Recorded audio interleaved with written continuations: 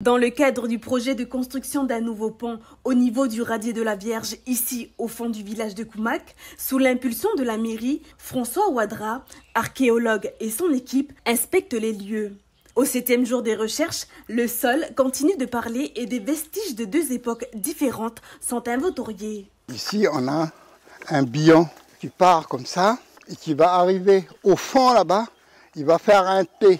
Et en tout, dans le coin, on en a identifié une bonne quinzaine de tertres. Si ce bion de culture marque une époque ancienne, de l'autre côté de la route, c'est un souvenir plus récent qui est relevé. C'est un autre puits, mais ça, ce sont des vestiges qui ont été récemment. On voit il y a du ciment, que ça soit avant la période de contact ou après, chaque lieu a son histoire. Donc, comme je dis toujours, l'histoire d'un être humain, il est aussi inscrit sur le paysage. C'est un peu ça le sens de l'archéologie préventive, pour essayer d'identifier et quels sont en termes de sensibilité, il y a certaines zones qui sont très sensibles. Donc, est-ce que dans le cadre, par exemple, si on construit le pont et qu'il y a des vestiges qui sont plus anciens ou qui mérite d'être conservé, est-ce que la route, par exemple, ou la route qui mène jusqu'au pont peut être déplacée de quelques mètres, ou voire même plusieurs, pour ne pas impacter. L'équipe d'archéologues a étendu sa zone de recherche sur 100 mètres. Elle a découvert des traces d'un vieux village kanak dans cette forêt sèche.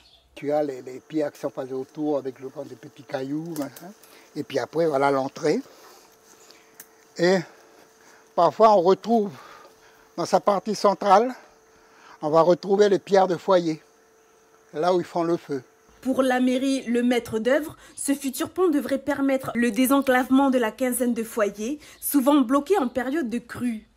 Il devrait également apporter un nouvel écosystème en équilibrant le niveau de la rivière. L'impact est très important dans la mesure où on risque de modifier un peu le cadre des abords de la rivière et de changer l'orientation du pont de façon à gagner une certaine dimension et réduire les coûts.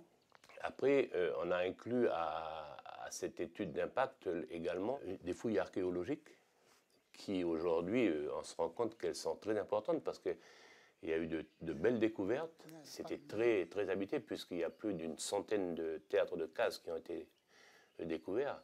Pour compléter ses recherches, François Ouadra interviendra cette fois-ci chez des habitants de Koumak. Quant au pont de la Vierge, les travaux commenceront d'ici 3 ans, une fois les fonds récoltés.